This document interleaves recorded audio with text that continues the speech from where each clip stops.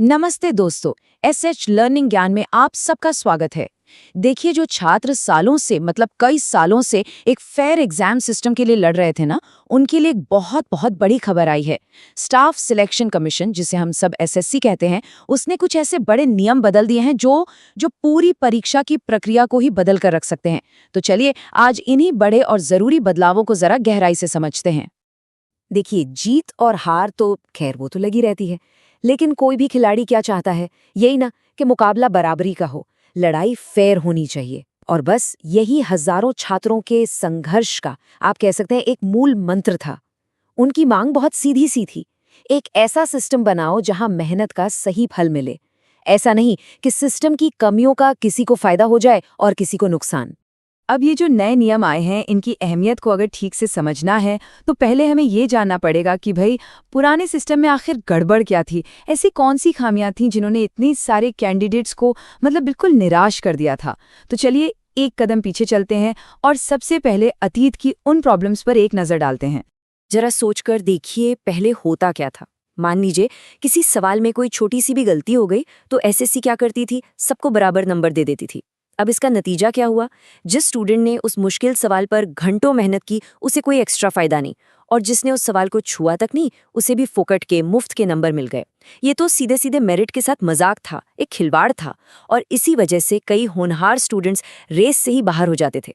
तो सालों के स्टूडेंट मूवमेंट, कोर्ट कचहरी के चक्कर और लगातार जो आवाजें उठाई जा रही थी, उसके बाद आखिरकार एसएससी ने एक बहुत ही निर्णायक नोटिस जारी किया है। और ये नोटिस, ये उन सभी छात्रों की एक बहुत बड़ी जीत है जो एक ट्रांसपेरेंट, एक पारदर्शी सिस्टम के लिए लड़ रहे थी। हाँ, तो ये है वो नोटिस जिसने सब कुछ बदल कर रख दिया है। इसमें एसएससी ने आंसर की को चैलेंज करने के पूरे प्रोसेस के लिए नई गाइडलाइंस जारी की हैं। और मकसद सीधा है, पूरे प्रोसेस को पारदर्शी और निष्पक्ष बनाना। तो चलिए अब अंदर घुसकर देखते हैं कि आखिर बदला क्या-क्या है। ठीक है, तो इन नई गाइडलाइंस को एक-एक करके समझते हैं। सबसे पहले बात करते हैं उन सवालों की जो या तो कह लीजिए गलत होते हैं या फिर सिलेबस से ही बाहर के आ जाते हैं। और यहीं पर सबसे बड़ा, मैं तो कहूँगा, एक क्रांतिकारी बदलाव हुआ है। अब अगर कोई सवाल गलत पाया गया ना, तो सबको नंबर देने वाला सिस्टम खत्म। उसकी जगह उस सवाल को ही खारिज कर दिया जाएगा, रद्द कर दिया जाएगा। इसका सीधा सा मतलब ये है कि मेरिट लिस्ट पर अब कोई असर नहीं पड़ेगा। मुकाबला सिर्फ सही और वैलिड सवालों पर होगा, जिससे हर किसी की रैंकिंग बिल्कुल फेयर तरीके से तय होगी। अच्छा, अब बात करते हैं उन सवालों की जो सिलेबस से ही बाहर आ जाते हैं। इसके लिए भी अब एक बिल्कुल साफ सुथरा नियम है। अगर जो सब्जेक्ट मैटर एक्सपर्ट्स हैं वो ये मान लेते हैं कि हाँ भाई, ये सवाल तो सिलेबस से बाहर का था, तो उसे भी रद्द कर दिया जाएगा।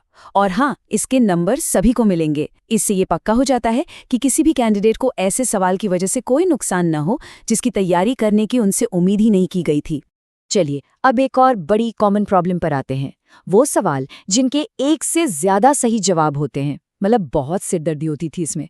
लेकिन अब नए नियम इस सिचुएशन का भी एक बहुत ही फेयर और लॉजिकल हल निकालते हैं। देखते हैं कैसे। देखिए कितना सीधा और साफ कर दिया है इसे। मान लीजिए एक सवाल है जिसके दो सही ऑप्शन हैं। ऑप्शन ए भी सही है और सी भी। तो अगर किसी ने इन दोनों में से कोई भी एक चुना है तो उसे पूरे नंबर मिलेंगे। सिंपल। लेकिन अगर कोई गलत ऑप्शन चुन लिया तो नेगेटिव मार्किंग होगी, और अगर सवाल छोड़ दिया तो 0। मतलब साफ है, फायदा सिर्फ और सिर्फ उसी को मिलेगा जिसने सही जवाब को पहचाना।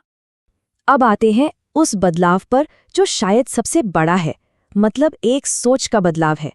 ये इस बारे में है कि एसएससी अब स्टूडेंट्स की आपत्तियों, उनके ऑब्जेक्शंस को किस नज़र से देखेगी।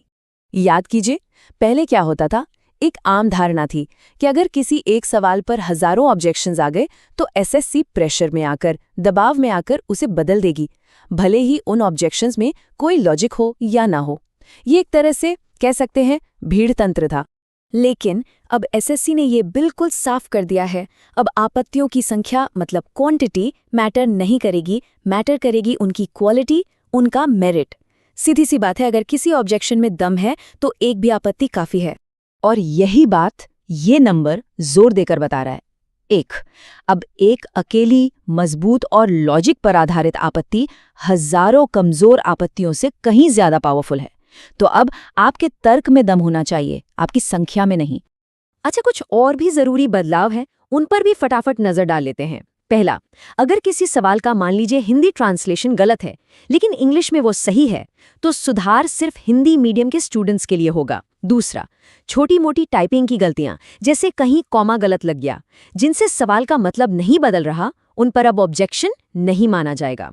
और आखिर में, एक्सपर्ट्स अब सिर्फ सही जवाब नहीं बल्कि सबसे बेस्ट या सबसे उपयुक्त जवाब को ही तरजीह देंगे। ये भी एक बहुत बड़ा और जरूरी बदलाव है।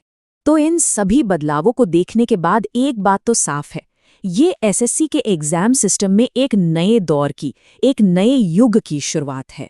ये स्टूडेंट्स के लंबे संघर्ष का फल है।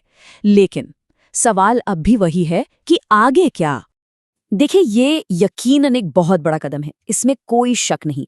लेकिन क्या ये आखिरी समाधान है? क्या इस सिस्टम को हर एक कैंडिडेट के लिए 100% फेयर बनाने के लिए अभी और सुधारों की गुंजाइश है? ये सवाल हम सभी के लिए है, क्योंकि निष्पक्षता की ये जो लड़ाई है ना, ये अभी खत्म नहीं हुई है। ये तो बस एक नई